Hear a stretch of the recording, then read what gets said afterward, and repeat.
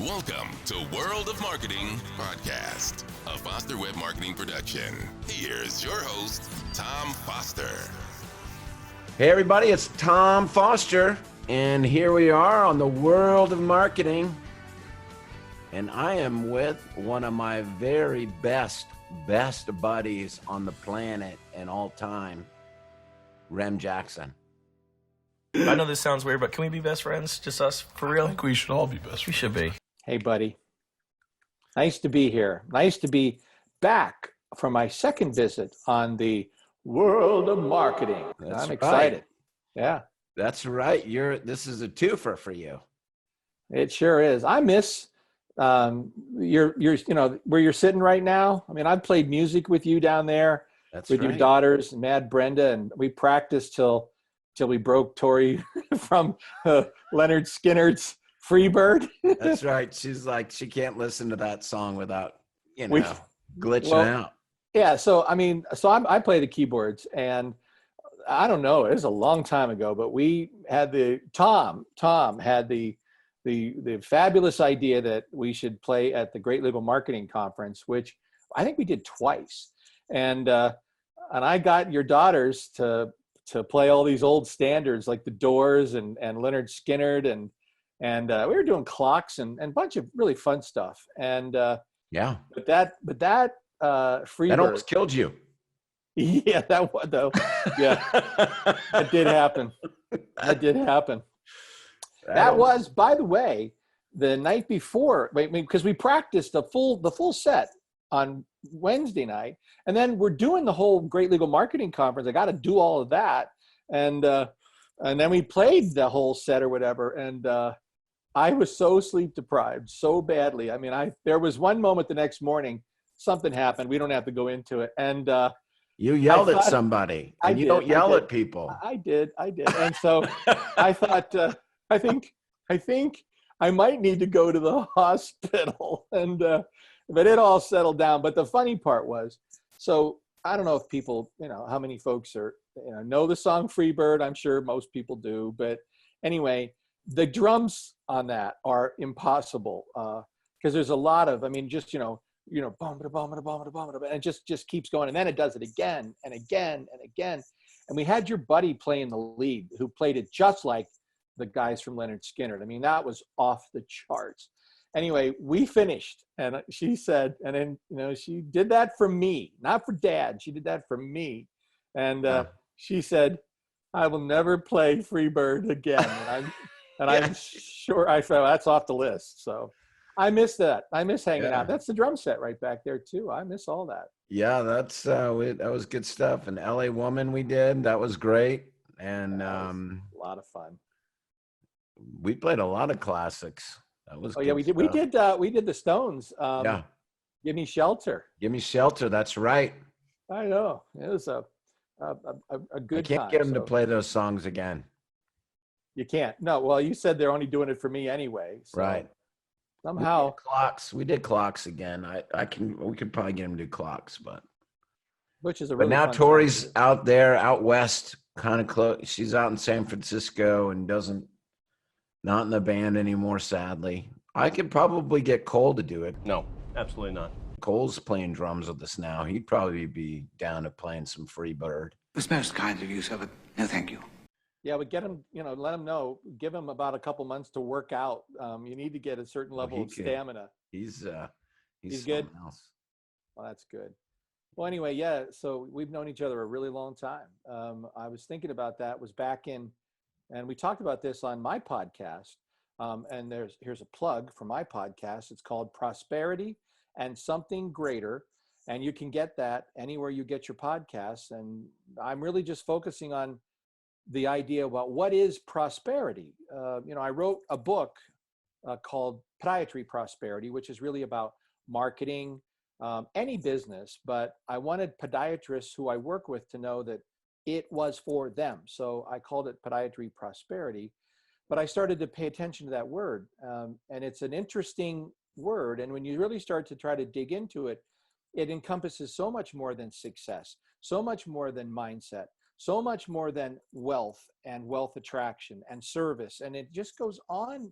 It's it's an incredibly interesting and very nuanced, and I think essentially important concept.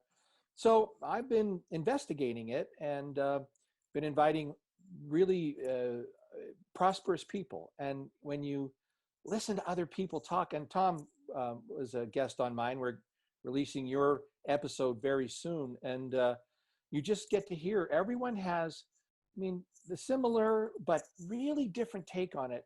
And if you're trying to find your direction towards, happiness is certainly another sub part of prosperity. And you can't be prosperous if you're not happy. It doesn't work. And if you're looking for that, just go to anywhere you get podcasts, prosperity and something greater, or just type in my name, Rem Jackson, and take a little journey down there with me. So thank you for allowing me to do that commercial, buddy. There you go. But it told is. you we do whatever we want here on the world of marketing. Yeah, I asked Tom, what are we talking about? He says, it's going to be up to us. We will find whatever. out. And, but I was remembering, all those years ago in 2005, I think it was, that I met you and Ben. It might have been 2006.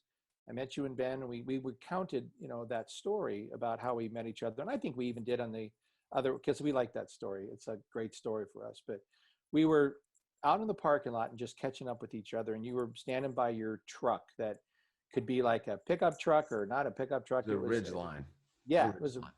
I remember thinking, Tom has a really cool truck, and just talking about the future. And at the time, everything was brand new, and we were just trying to mastermind. We were just really getting to know you. I was maybe the day I met you. That was the first day. And now, here we are in 2020, all these years later. Well, that on the journey, the first day of, and let me back up for people that don't know. That was the first day that I met you, and that was after you had, because it's an important thing, because right now we're in the middle of May 2020, when we're in this pandemic, and yes. Really the part of the world of marketing these days is inspiring people. And your story is really a story of inspiration in many ways, because back then you, Ben, and I were all going through a pivot, and that's kind of what's going on with a lot of people now, or what needs to be going on with a lot of people now. You had just made a change in your professional career, life, and moved from California, from the education industry, and moved back to Lancaster, Pennsylvania, and was working for Newsletters Inc.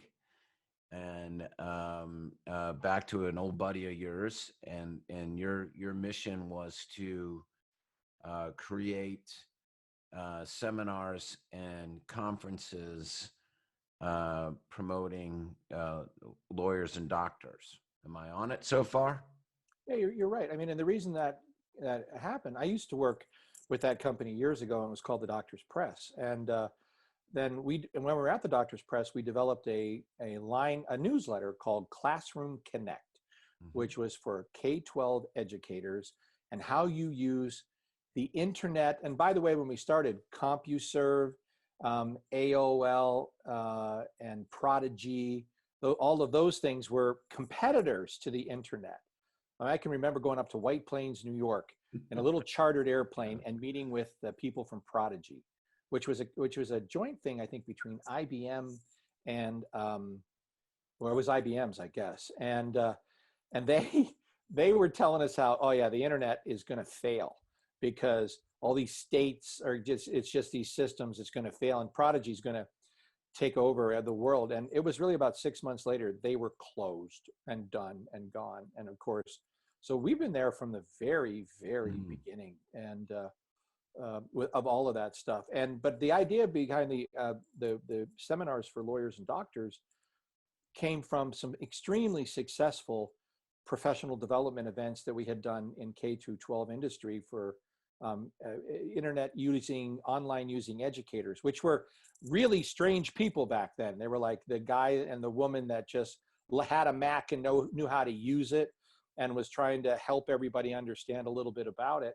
And, we'd had conferences at McCormick Place in Chicago where we had almost 5,000 people. So, the idea that we would develop these kinds of webinars or seminars made a lot of sense. And it did make a lot of sense. And we basically hit the road for about 18 months together, you, me, Ben. Well, before that, hold on now. You're getting ahead of the game here, because when you were brought to Lancaster and at Newsletters Inc., you were tasked to find the who's the best lawyer, who's the best doctor. And I don't know if you ever got to doctor, but best lawyer was Ben Glass. And you called up Ben. And this is back, just so everybody knows, this is back before Ben Glass was the Ben Glass that you know today. This was back before Ben Glass, back before Great Legal Marketing. Great Legal Marketing wasn't Great Legal Marketing. It had not been born yet. The Rem idea he was kind of getting ready. He was about 5 or 6 months from launch, I think is what he was thinking. Well, I don't know. Maybe you might be right, because he and I might have been starting to work on it, because he and I had already started working together on things. So you may be right there, but he called me up. You called him up and said, "Hey, guess what? I want to do these seminars, and I want you to do them with me, and I want to." And so he calls me up, and he was like, "Get this. This guy thinks I know what I'm doing, and he wants to do these seminars. And hey, will you come along and meet him with me?" And that was you. And I was like, "Sure." And so I palled along with Ben, and Ben and I went and met with you at Sensei Enterprises conference room. It's right down the street from you. Right down the street from FWM headquarters down in Fairfax proper, and talked about the what would be the Great Legal Marketing Summits. Now, at the time, they were the Newsletters Inc. Summit or whatever they were. And I think we did those. We did 3 of them, I think. Yeah. Well, I think 3, one in Fairfax, one in Lancaster, and one up there in New Jersey. And then that was it. No, we also did one. We did 4, because we did one down in Florida. And we went to Long Beach. Did we? In California. I remember that well. I don't know if that was not right away. I mean, then we had a bunch of other places that we kind of but out. Maybe that was Great Legal, because then you know what, you're right. That's right. Because I think that we did, and then things just kind of petered out with Newsletters Inc. and Great Legal Marketing took off. And so did Foster Web Marketing. I remember I was signing up like 10 lawyers at a pop, and I was overwhelmed. And it was the 3 amigos, and it was Ben and you and the little guy, the little kid on the block. That's what I always felt like. And you guys were always like, "Go over there and fix the computer, Tom." And that's kind of, you did a really good job with that. So it was, I mean, there would have been nothing if you hadn't been there, because you. That's right. Remember, I would bring the band equipment. That was our audio equipment for the conference. Summit. Yeah. And that's true. That's right. Yeah. And so that's how it all started. Yeah. Back then. And that was how Great Legal Marketing started. And Top Practices. I came up with that idea, and launched Top Practices. Started to. Well, that was when you left Newsletters Inc. and you started Top Practices. That was January of 2007. Yeah, and also right around the same time was when we did the Capuzzi Glass Mastermind. Yeah, that was fun. That was a lot of fun. I was talking about that earlier, because that's when, because it was you and I and Ben and Bob Battle were the Virginia. Well, you were already in Pennsylvania, but I you was were an kind of more honorary part of the Virginian. Virginia crew. Right. I was a Virginia crew. And we came up to Pennsylvania and met with Mike Capuzzi and Dave Freese, the infamous Dave Freese, Jim Jim Palmer. Paul Partridge. He was there. And that was the first iteration of the Capuzzi Glass Mastermind, and that is what spawned really. That was the genesis of many businesses. That was really what I remember when Bob Battle walked in there. He was just a little Bob Battle. That was before Bobblehead. That was when he was still Bob Battle, but that was way before he became who he is now. Before Ben, when he was still, what do I do with this thing? You were just starting Top Practices. I was just starting Foster Web Marketing and wondering if I should hire an accountant and pre-Buster. And all of and also that's when Mike Capuzzi pre-Copy Doodles, and that's when Copy Doodles was discussed during the mastermind, and when he was working it out. Yeah, Mike gives credit to everybody to get him to do Copy Doodles. I want to say though, the point of this is, so here was a bunch of like-minded individuals. The phrase "the mastermind" was coined, best that I know, by Napoleon Hill. It's his second principle of his 17 principles, and it's just the idea that like-minded individuals working toward a common goal can accomplish far more than you can by yourself, because you not only do you gain from the creativity and the intelligence and the experience of the others, and the fact that you may be on a down day, someone else is not, and you can support each other, lift each other, push each other, really push each other, and something greater is created. And that's what Napoleon Hill called the mastermind. So it's something more. There's an incredible synergy that occurs. Now, all I can tell you is, if you're really trying to think through your entrepreneurial path, or any path, it doesn't matter really what you're on. We just happen to really gravitate towards the entrepreneurial stuff because that's our like-mindedness. Find 2 or 3 other people who you think, oh yeah, I could be in a group with them, but you think, why would they ever want to be in a group with me?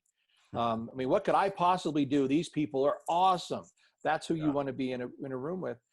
And then just begin to collaborate and, pick up Napoleon Hill's book, Grow Rich with Peace of Mind, because that has a wonderful little description about how to build a mastermind group and what's appropriate with it. There's a nice little template in there in that particular book, which he wrote when he was about 70 years old. So it's not just a rehash of Think and Grow Rich. It's a different book. Actually, it's a kind of a crazy book. There's some fascinating stuff in there you won't believe. But you can't do this on your own. I don't care who you are. No one ever has. And so be with people that think like you do. And it could be entirely different. Like, here's Tom. Now, we were all connected, but Tom's really this technology guy and all the rest of it. And every one of us brought different things to it. But that was an amazing. Jim Palmer transformed himself and his business with his dream business coaching and all that he does. It all came from those things, Foster Web Marketing, like you said. I remember when the entire company was that front office that you had at your house, which is pretty nice front office, I got to say. But, now, of course, it's become what it has become. Yeah. It's right. everybody else. And, the other things that were kind of born from the relationships? Yeah. Oh, Dave. I mean, the best thing about Dave is, so we're all going around the table and saying, introducing ourselves. And he goes, well, something you might want to know about me. I may be the only person in the room who has been waterboarded. And we're all just like, what? You know? And I mean, Nobody what? that crazy, man. You've been waterboarded. And that's when we all thought, this guy might be dangerous. And of course, that all proved to be true. Yes. And, you create these lifelong friendships as a result. Yeah, exactly. It's all good. Yeah. So that's kind of what started Great Legal Marketing, Foster Web Marketing, Top Practices. And that was many, many years ago. And now Top Practices, which is what your business is. I'd like to talk a little bit about that.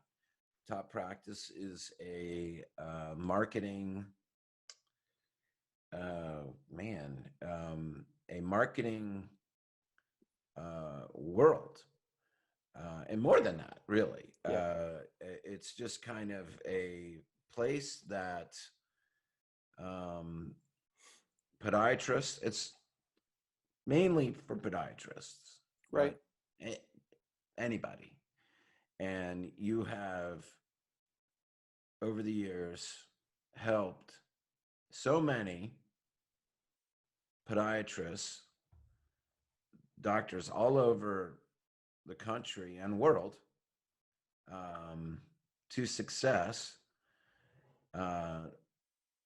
I guess kind of the carrot is the marketing piece. I mean, you're a marketer, but you're also very, very much a mindset individual. Oh, people are messing with the lighting around here. Seems like it. What's going on? Let me fix that. But you're a mindset guy. And that's a big part of it. I mean, is helping them with their mindset. There, you're back. Well, we'll see. They might mess with it. The kids have, that's what happens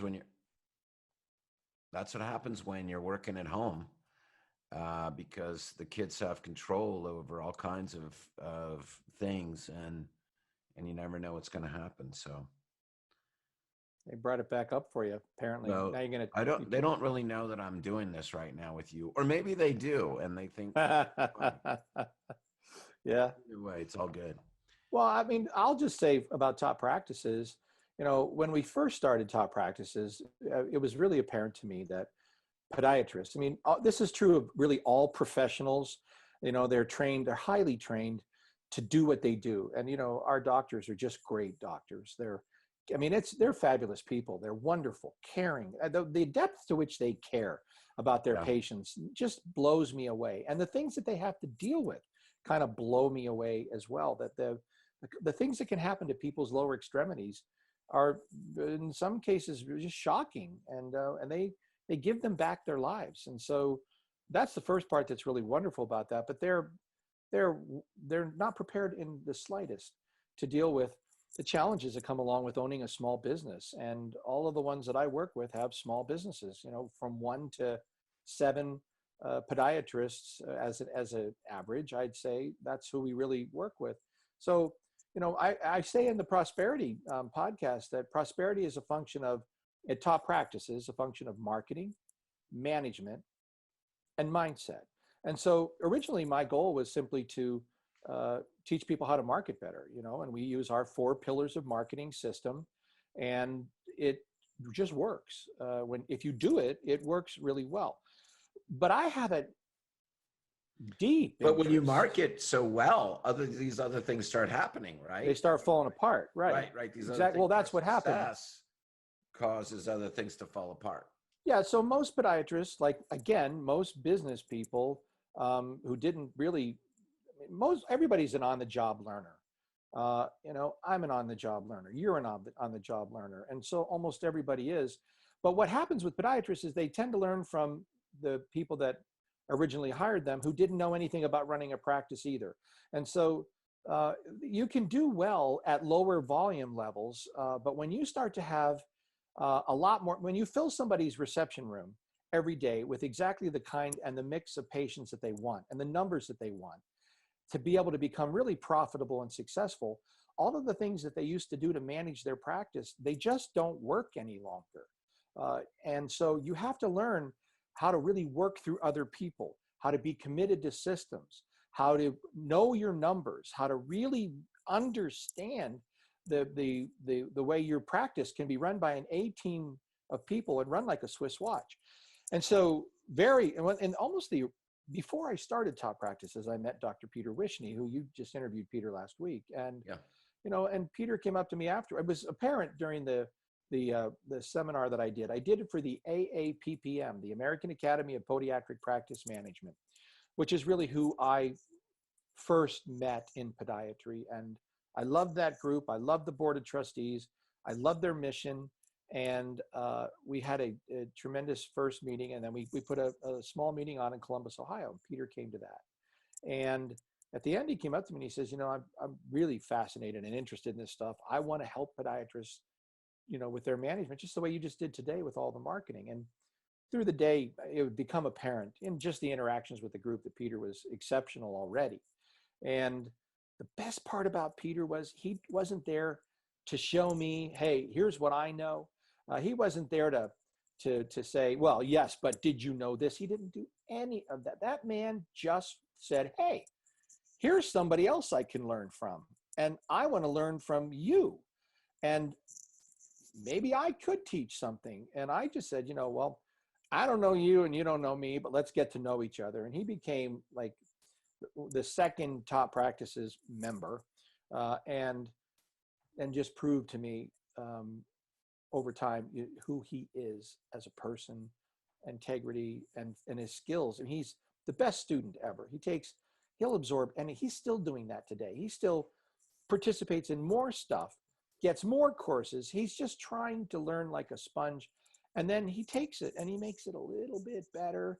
And along the way, he's invented some of his own stuff. So we created, along with, we had courses that Peter was doing just to help people straighten out their management. And we realized we needed more, because the staff members needed to be able to have access to someone that knew their life. And Tina Del Buono, who manages her husband's practice out in Santa Rosa, had been on the sort of the circuit with us in APPM, and we gotten to know her and just thought, wow, here's someone that really knows her stuff, loves to teach, has a passion to teach. So we invited her into Top Practices, and then we started the Virtual Practice Management Institute. So now in Top Practices, I work with you on your marketing and the mindset side. That's the other piece of this. It doesn't matter. I mean, the marketing stuff, it's a formula. If you do it and you do it right. Now, the trick is it changes, but you've got to do it and you got to do it well and execute it. But the thing that makes all the difference is right here. It's your mindset. It's what goes on in your head. And that's the thing that, I've had Top Practices members now for 13 years. And the reason is not the marketing stuff after a while. It's the mindset. It's the exposure to positive people. And, in the middle of this, back in March when this all, when the shoe dropped for everybody with COVID-19, the community that we have in Top Practices, they're just brilliant. They're so smart. And they just rolled up their sleeves, and we've been just sort of redefining what it is to, not only survive this, but to come out of this really thriving and look at all the silver linings that are there. So Top Practices teaches our doctors how to market their practices like the best you can. And then we teach them how to deal with all that volume so that you don't lose your nights and you don't lose your weekends. And Tom, you and I don't have the same pressures that the doctors have. It's the hardest part about medicine right now is the intrusion by all the regulators, the payers, Medicare, the government, and the paperwork that they have to deal with. It's truly, it's so burdensome, but it doesn't have to be. If you just know how to wade through it, you can get home at 5:30 and be with your family and not do charts at the night, not do that on the weekends. You can have a life and you can build something that will be sellable later, and will serve you and fund your ideal lifestyle. So that's top practices. That's what you learn in top practices, how to do that. So if you are hearing this and you don't know top practices, if you're a podiatrist, it doesn't even matter if you're a podiatrist or not. If you're a doctor or any business and you're struggling, whether you're struggling with marketing and not getting where you want to be, or you're doing great in marketing and you're overwhelmed with the success of that, which is what happens if you're good at marketing. You know, I tell people this all the time: be ready for what happens, because you're going to have a different problem on your hands. A big, yeah.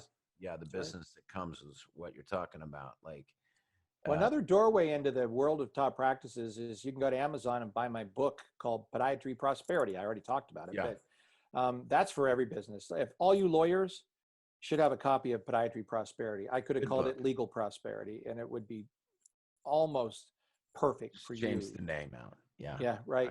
Yeah. I really haven't done that yet. I'm actually working on another book right now. I'm pretty excited about. So, anyway, yeah. And also for podiatrists, go, and while you're picking up my book, get Dr. Wishney's book, which is brand new, the Podiatry Business Solution.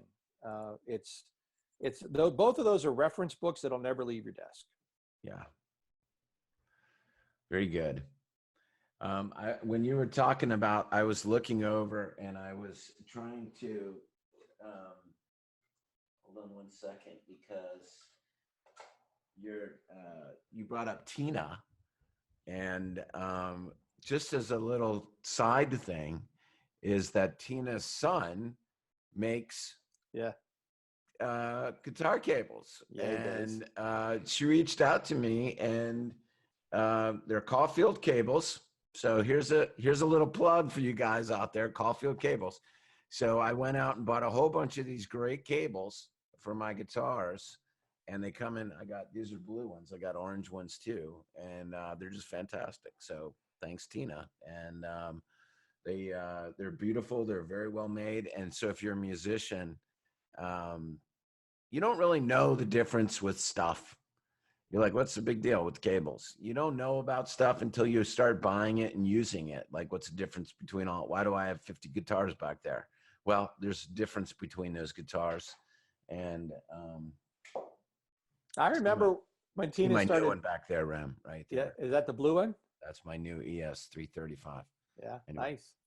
Well, I remember when Tina pushed that out about her son doing these cables, and I remember the first thought I had was, people still use cables? That was the first thought that I had. Yeah. And then the second thought was, why is that a thing? Why could that be any good? And then I talked to you, and I actually asked Tina. She says, "Oh, there's Rem, you won't believe it, but if people that know, they really know." There are all kinds of different kinds of cables, obviously, it's like anything else, and that's been a hit. That there's a need for those things. So yeah, they come in all different sizes and colors, and anyway. And well, I saw the Black Keys recently when we were still going to stuff like that, and the lead guitar guy, the lead guy, I forget his name. Dan they're great. Anyway, he's rolling around all the place with a great big cable. And I'm looking at that and thinking, there's nothing wireless with that, man. He's got a huge, 70-foot cable. He can go anywhere, but it's all straight cable into the amp. Yeah. Well, I've done it wireless, and you lose something in that. I mean, anyway. I think. Well, the cable's analog, cables, right? Man. And the wireless is digital. I got quality cables right here for my mics too. Isn't it the difference between analog and digital? Well, those are analog. I mean, and that's right. They're analog, but a wireless would make it digital, right? Yeah. What? Well, when you go wireless, doesn't that make Yes. So now you're down to zeros and ones. The other one's like just pushing it. Exactly. Through. And then you can get interference. Yeah. So I get it. Yeah. Anyway, it's no different than a wireless connection to good old cable plugged into your computer. It's just going to be better. Which the point of all of this is, if you're going to do something, do it right. if you're going to get a website, get a good one. If you're going to market your practice, take it seriously. Don't phone it in. Don't just do a little bit and be like everybody else. Be like that top 2%. Read the Slight Edge. You Slight Edge, you're either going to be great. Great book. Or you're going to go down. Well, great book that you recommended. There was a period in my life when, by Jeff Olson, The Slight Edge, Yeah. when like I need to read it again. you were at some mastermind something. I don't know where you were, but you and Larry Weinstein and Peter Wishney, even I think you might have been at Dave's thing where you guys all found out about the Slight Edge, and I got bombarded, with you got to read this book, and then you guys started sending me the book, and I thought I better read this book, and it's maybe, there's spiritual texts, and then there's Think and Grow Rich, and then there's the Slight Edge. It's one of the greatest books ever written. Yeah. Yep. It'll help you. So what else? What else here? Well, we're, like you mentioned, the fact that we're in the middle of May, and this hasn't all settled down yet, and it's very, I don't spend, well, first of all, I care deeply, and we're at this moment, we're going to cross over 90,000 people who have been reported as died. And, and I pay attention to that. And I look at the numbers in Clark County here. I live in Las Vegas, Nevada, and I look at those numbers every day. They're small, but every one of those was a grandparent or a child or a husband or a son. And so, that stuff is tragic. And what's going on in the larger economy is also tragic. And I don't sit around and think too much about, I took a page from my friend Tom Foster years ago and really stopped listening to any of this stupid news, because it doesn't help you at all. It really does not. And every time you open up your news app and you want to feel like a responsible citizen and check in on what's going on, you kind of walk away feeling just and I think it's important to know what's going on, but at the same time, you've got to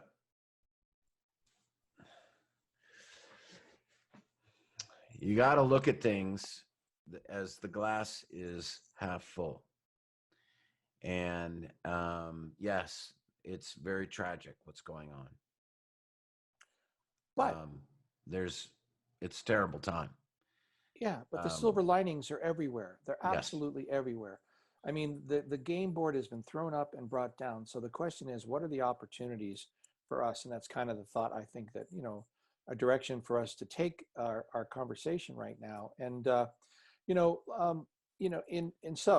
in times like this, we will, when we reflect back and we learn what we learned from this, and we have the history written, we're going to find out that there were some household name companies that we don't know right now that were born right now, that this is happening now. There are going to be winners and losers in all of this, and it's going to come down to how you think, what your mindset is. And like what Tom said, if the glass is half full, so you find it. We have a mindset call every month, and this month Peter suggested it, and he's going to be on with me and Dave, and it's all about who moved my cheese. Spencer Johnson's classic book, Who Moved My Cheese. Well, man, what a cheese move that's been done here.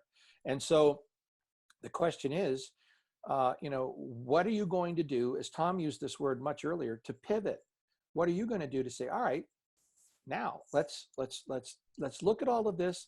Let's just be sharp. Let's talk to other people that are sharp, and let's move forward stronger than we ever were. And when you that's your primary thinking, when you're working with your subconscious mind to find the way, come up with the idea and roll with that idea, they appear. They just happen. I've seen this happen over and over again. So while I take this all enormously seriously, I'm just looking to the light. I don't look to the dark. If you want to talk darkness with me, we won't have a very long conversation, and you'll have to put your sunglasses on, because I'm not going to countenance it. I'm not interested.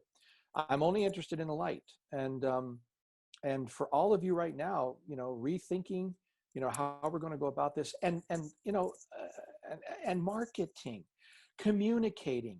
Right now, I have been making many more videos. I mean, Tom's been really, you really upped the amount of folks that you're talking to at this time in your world of marketing, because staying connected is important. People need to hear from you. And you think, why do they need to hear from me? What do I know?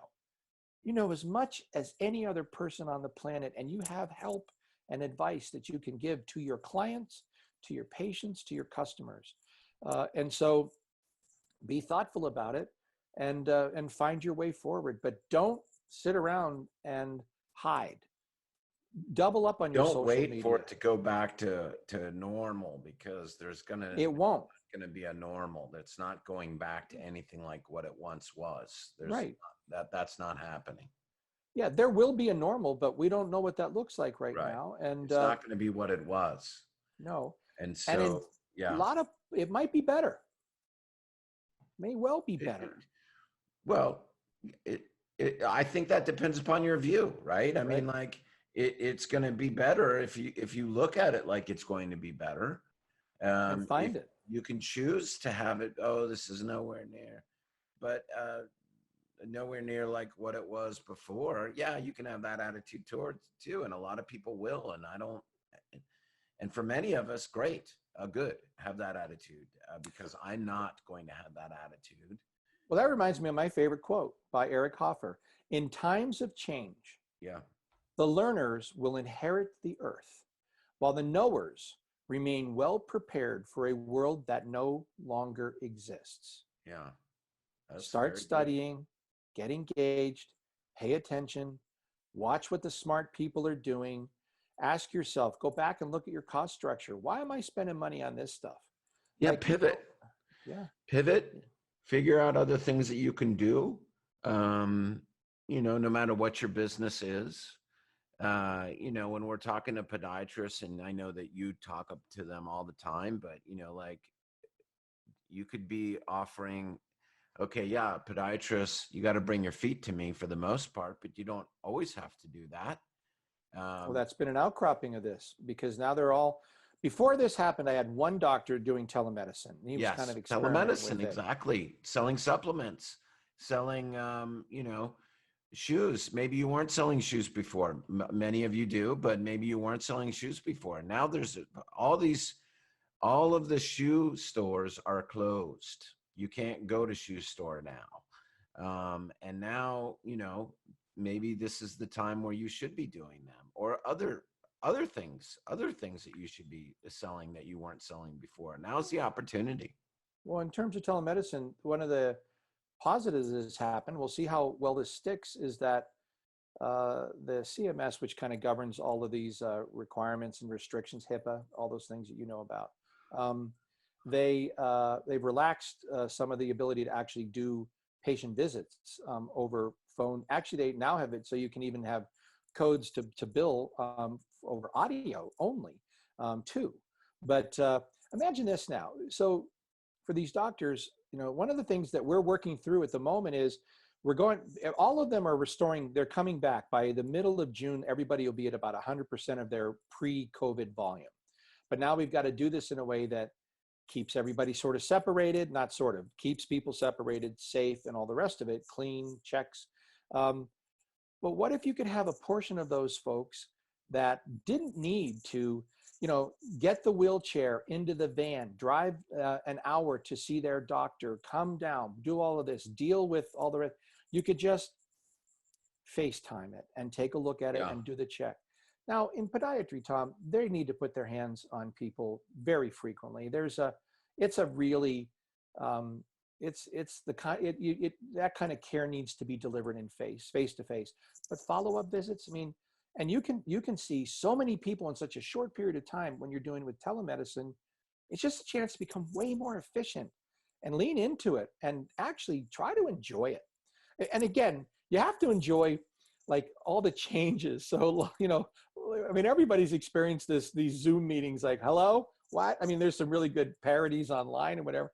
Okay, just have some fun here. Let's lighten up a little bit, everybody, and just it's okay. It's what it is. Yeah, we're all we're all moving through this, you know, and those, and your doctors, my doctors and your doctors, the lawyers, especially we're lucky that we operate and live in this world. You know, I live in Las Vegas, and there's big questions about how they come back and what's going to happen. Though I guarantee you this, the day they open up that strip, and if they say 25% full or 50% full, that weekend after that, this town will be full. I know that will happen. I already see it happening other places. So, you know, this will rebound here quicker than not. Well, I think that if history is a great, well, how do I say this? Just look at 9/11. I mean, you know, after 9/11, no one was going to fly. And not soon after that, more people were flying than ever. And, you know, we had Hurricane Katrina. We've had all kinds of terrible tragedies happen that, you know, we're resilient. And we will recover from this too. We recovered from the Spanish flu. Listen, the American people are unbelievable. And this is worldwide. This is humanity. I mean, like, this is the human species, and we will come up with a cure or a cure for this or something. A vaccine. Thank you. You're welcome. At some point, sooner, we all hope. Everybody wants to get back to work. I don't think that we need to get back sooner than we need to. I mean, like, nobody wants to see the unemployment rate continue to skyrocket. None of that is good news. But as soon as things get back, people will get back to work. We'll get back to some form of normal, different normal. We just need to hang in there. I've predicted some things about the volume of our podiatry practices, and I've been right on with all of that. I have another prediction, but I don't know. This is just me and the mindset that I have. But I think as regards this vaccine right now, the whole world is basically saying, hold my beer and you watch.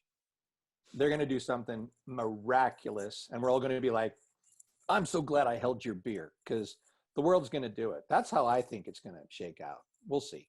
I could be wrong. I'm not wrong. Well, I think that you're right. And I have every confidence in it.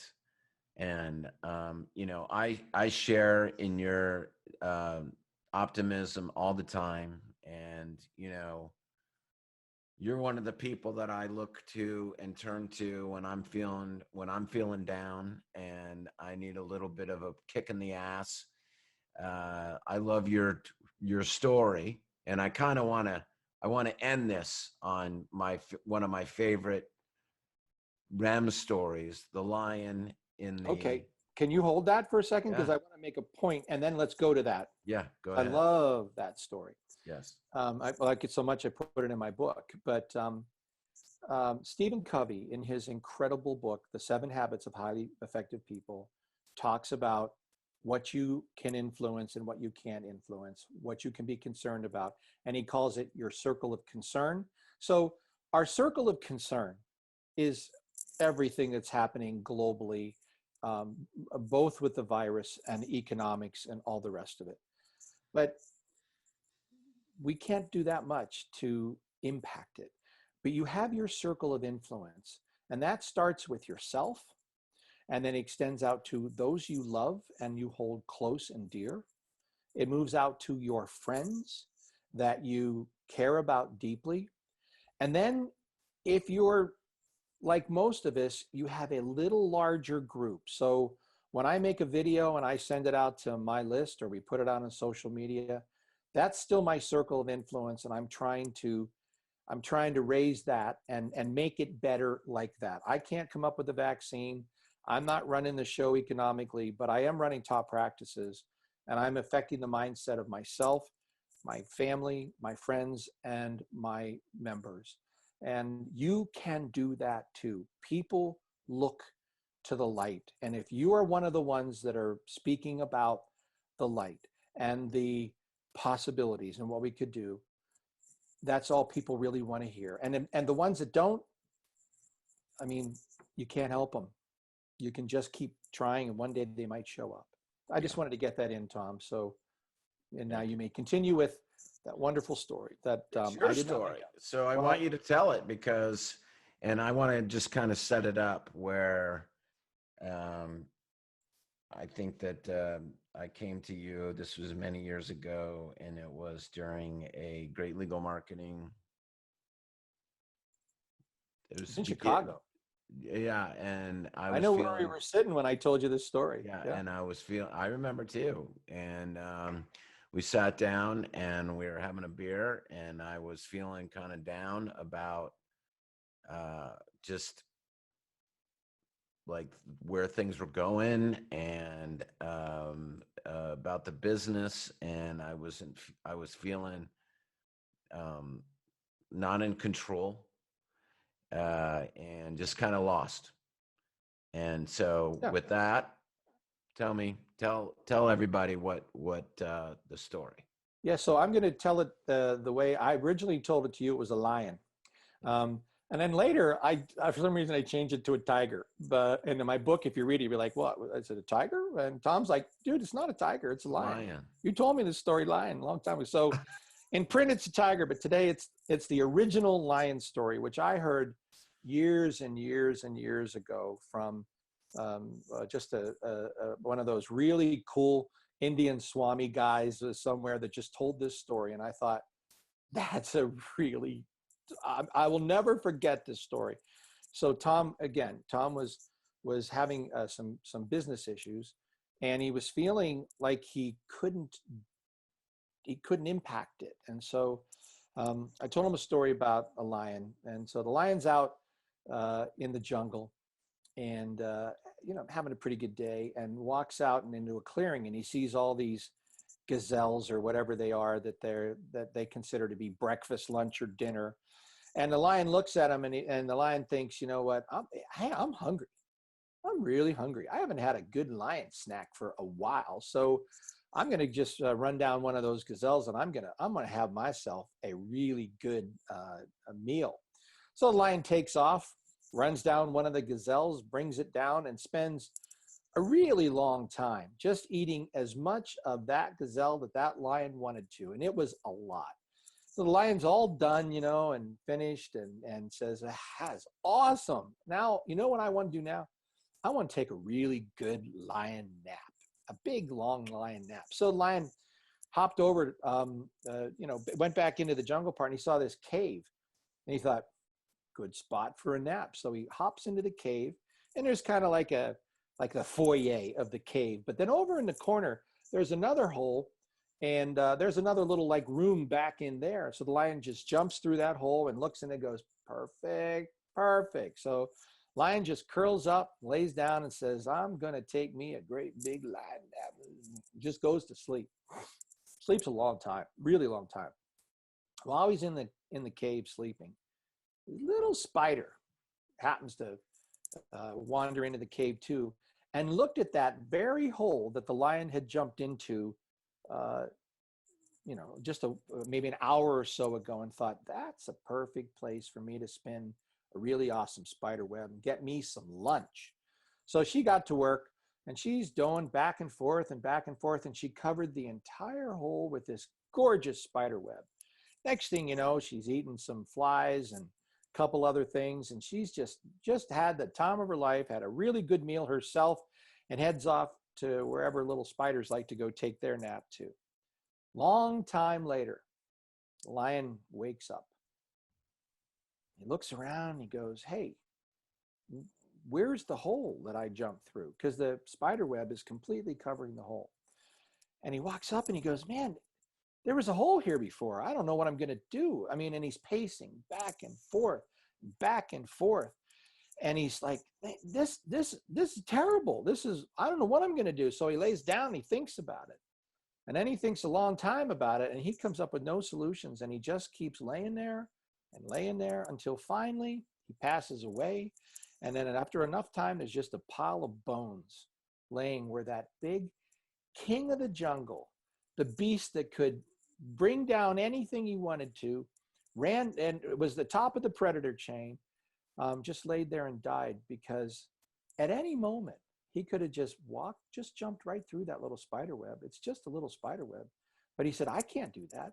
I can't jump through that web. So instead of going back out saying, you know what, time for another gazelle and just having the rest of his great, wonderful lion life, he just became a pile of bones because he couldn't see that all he had to do was jump through that little web. And he thinks, oh, I can't do the web.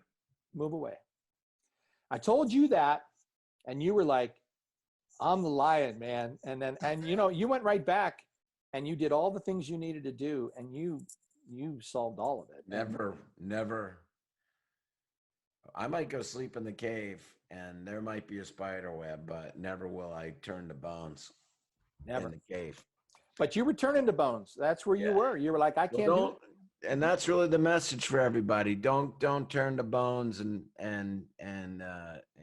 go away, because you can always swipe away the cobwebs, even if you get lazy, and even if you think you can't, you absolutely can. Yeah. And spend time with Napoleon Hill. Spend time with Jeff Olson. Yeah. Spend time with Peter Wishney, Rem Jackson in these books. Listen to them on tape. However you consume information. Listen to good podcasts. Check it back in on World of Marketing. And I know more about aliens now than I ever knew before. So it's a fun show along the way too. So, but just remember, prosperity is a function of marketing in business, marketing, management, and mindset. There you go. All right, Rem Jackson. Well, thank you so much, buddy. Thank you so much for joining me again. Always great talking to you. Well, I'll be back down there in the dog pound with you at some point, and we'll play some music. All right, buddy.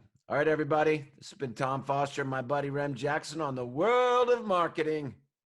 See you soon. Stay safe and take care.